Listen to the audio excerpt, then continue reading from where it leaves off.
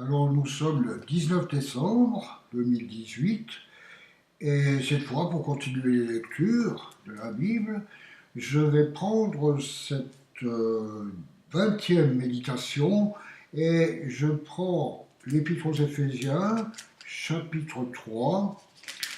Je pars 1 bien sûr et j'irai jusqu'au 13. 1 à 13. Rôle de Paul. Moi, Paul, je suis le prisonnier de Jésus-Christ pour vous les non-juifs. Si du moins vous avez appris comment je fais part de la grâce de Dieu qui m'a été confiée pour vous. C'est par révélation qu'il m'a fait connaître ce mystère tel que je l'ai déjà décrit en quelques mots. En les lisant, vous pouvez vous rendre compte de la compréhension que j'ai du mystère de Christ. Il n'a pas été porté à la connaissance des hommes des générations passées, comme il a maintenant été révélé par l'Esprit à ses apôtres et prophètes. Autrement dit, maintenant, c'est au moment où l'apôtre Paul parle de ce qui est tout récent, ce mystère qui a été révélé. Pour nous, bien sûr, c'est longtemps en arrière, puisque maintenant, il y a plus de 2000 ans qui ont passé. Mais enfin, cette révélation, elle est quand même d'actualité, parce que nous sommes, comme les Éphésiens, nous recevons cette lettre de Paul qui nous est adressée.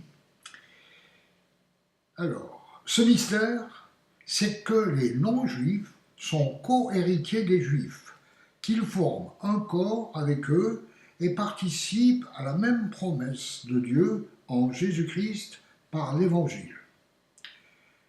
Je rappelle que l'Évangile, c'est bonne nouvelle. Je suis devenu le serviteur conformément au don de la grâce de Dieu qui m'a été accordé en raison de l'efficacité de sa puissance. Moi qui suis le plus petit de tous les saints, oui, Paul disait ça en pensant surtout à ce qu'il avait fait avant. Il avait persécuté les chrétiens et tout.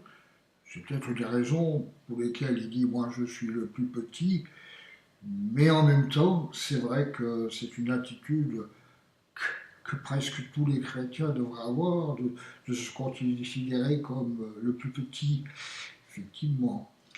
Mais bon, moi qui suis le plus petit de tous les saints, dit Paul, j'ai reçu la grâce d'annoncer parmi les non-juifs les richesses infinies de Christ et de mettre en lumière pour tous les hommes comment se réalise le mystère caché de toute éternité en Dieu qui a tout créé par Jésus-Christ. Ainsi, les dominations et les autorités dans les lieux célestes connaissent maintenant, par le moyen de l'Église, la sagesse infiniment variée de Dieu, conformément au plan éternel qu'il a accompli en Jésus-Christ notre Seigneur. C'est en Christ, par la foi en lui, que nous avons la liberté de nous approcher de Dieu avec confiance. Aussi, je vous demande de ne pas perdre courage à cause des souffrances que j'endure pour vous. Elles sont votre gloire.